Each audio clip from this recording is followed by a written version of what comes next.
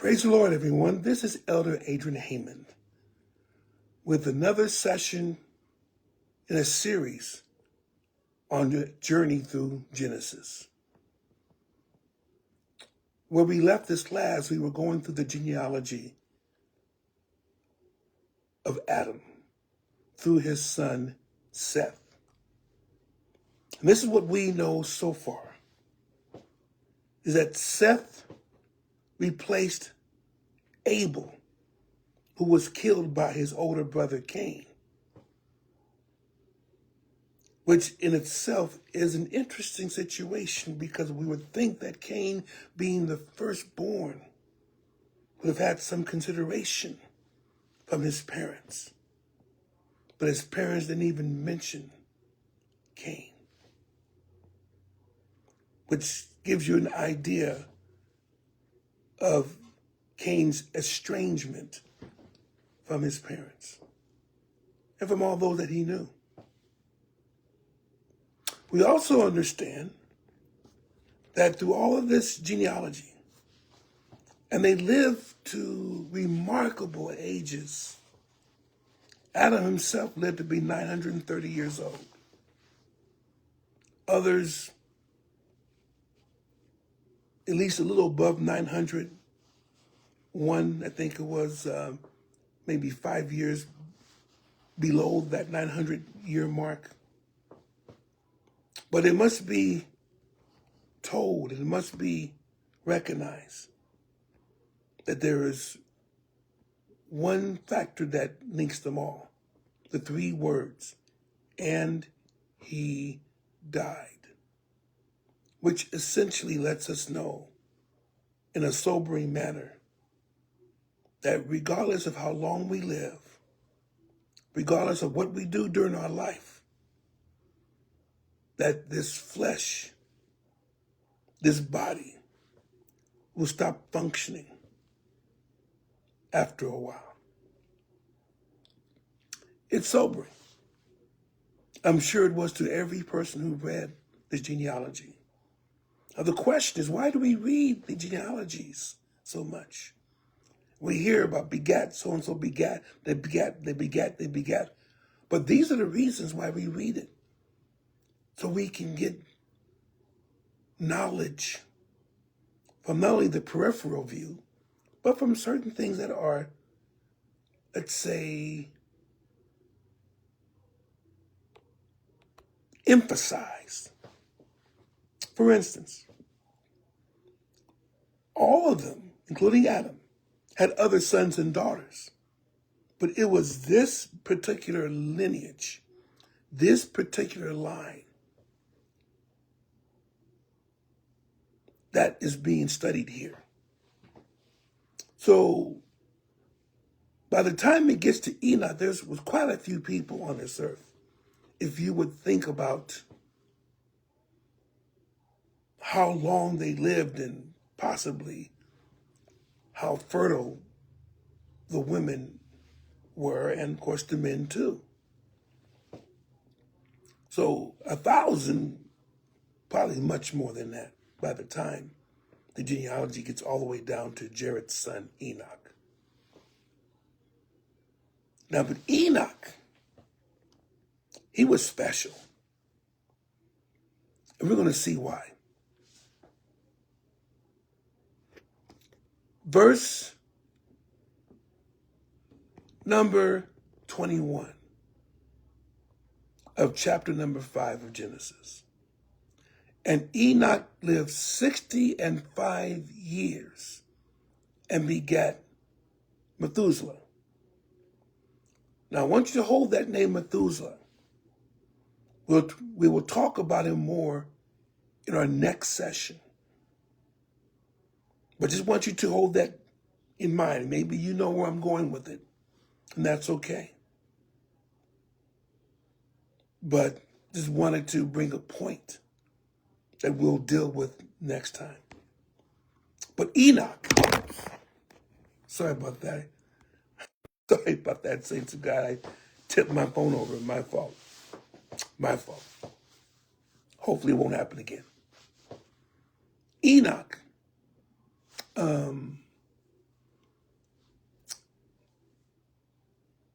had Methuselah at a relatively young age, at least for all these. Some were 100 and something years old when they got this person in the line. But also I want you again to remember, just because he had this particular son at this age doesn't mean he didn't have children before and after this age. We're just not quite sure. So you may want to keep an open mind. And that lets you also know that very fruitful.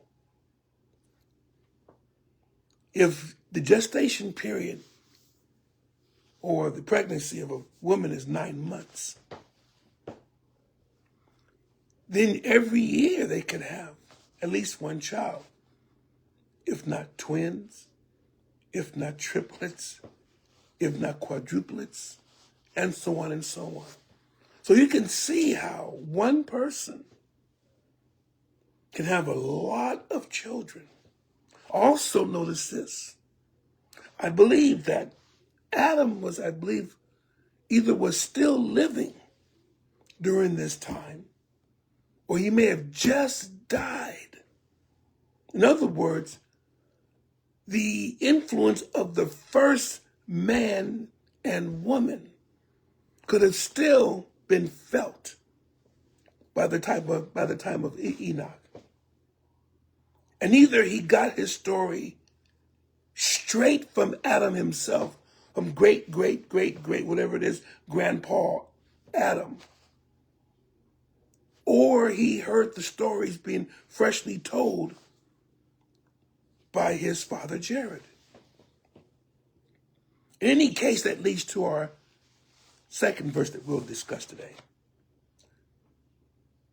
And Enoch walked with God after he begat Methuselah 300 years and begat sons and daughters. That's the key. Enoch walked with God. Doesn't say this for any other person, either in Cain's line or in Seth's line. Now, one may conclude that Enoch was the only person who had any type of relationship with God. But that may not be the case. What it may be is that Enoch was the one that had by far the closest relationship with God. So he spent his days talking with God. Maybe his sacrifices were of the thing that, I need you, Lord. I want to be with you, Lord. I know what happened to my forerunner. I know what happened to Adam.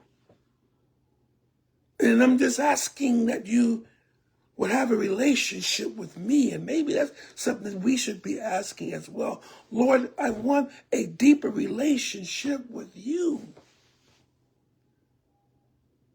Now, did this happen?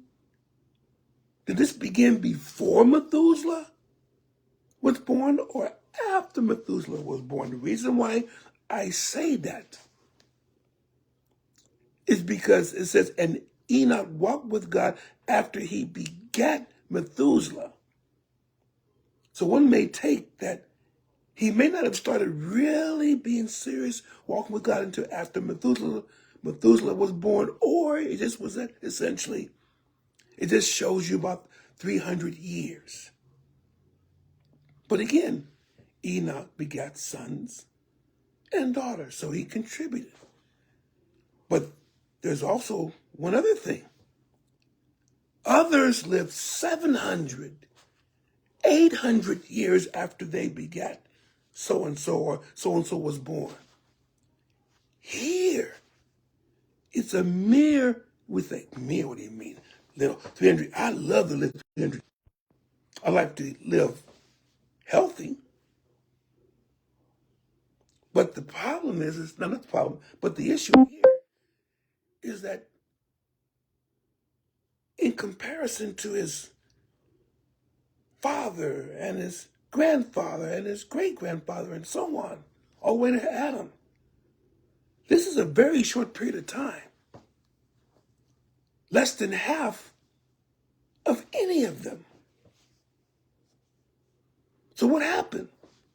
He walked with God. Did he die early? Was he murdered? Was there a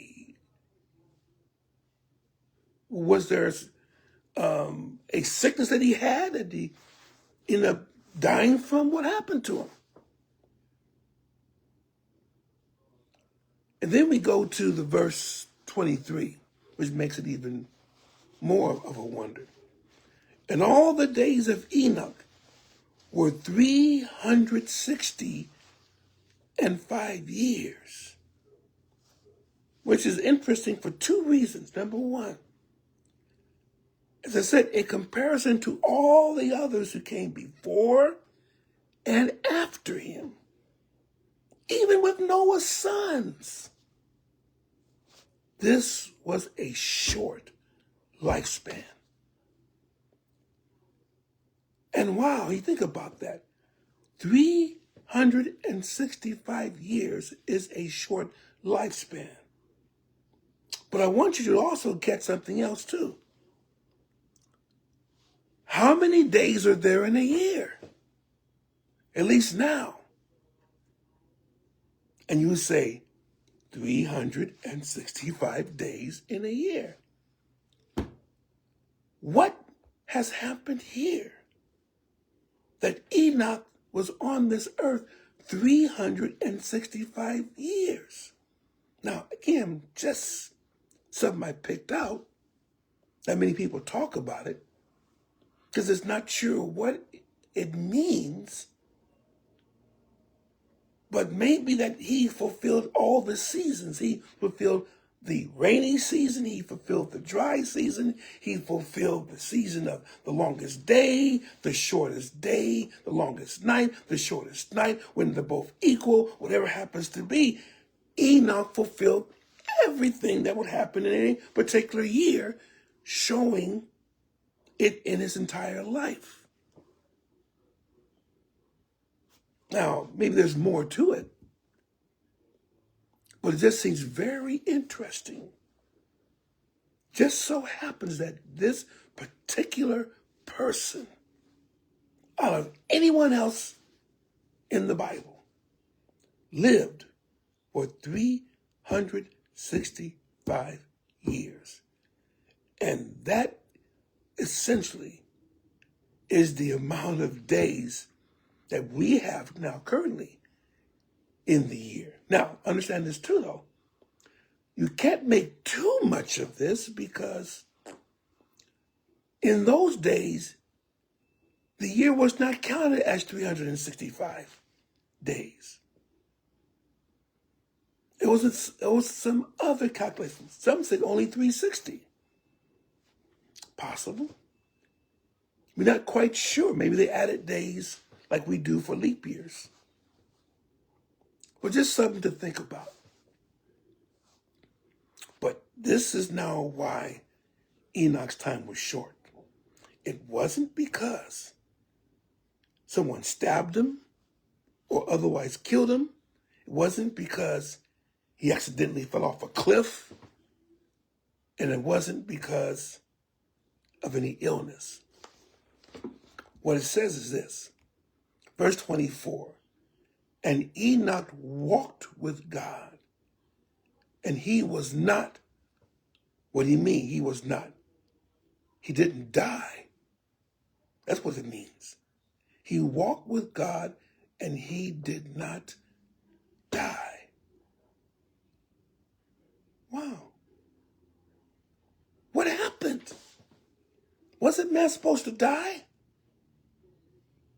But in this dispensation, Enoch showed that if you really put your mind to it, if you really, now I'm not saying that Enoch never sinned,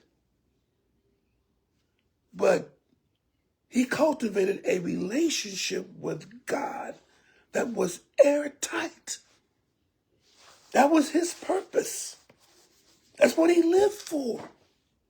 To have, to be able to speak with God, to petition him, to love him. And all these things that would normally bother many people did not bother Enoch, because his main thing was, I'm consumed by living for my God. Then it says, for God took him. Took him where? Took him where he did not have to experience death. So he was the first man to bypass death, to be in the presence of the Lord. Again, not saying that he never sinned whatsoever. He didn't have doubts whatsoever.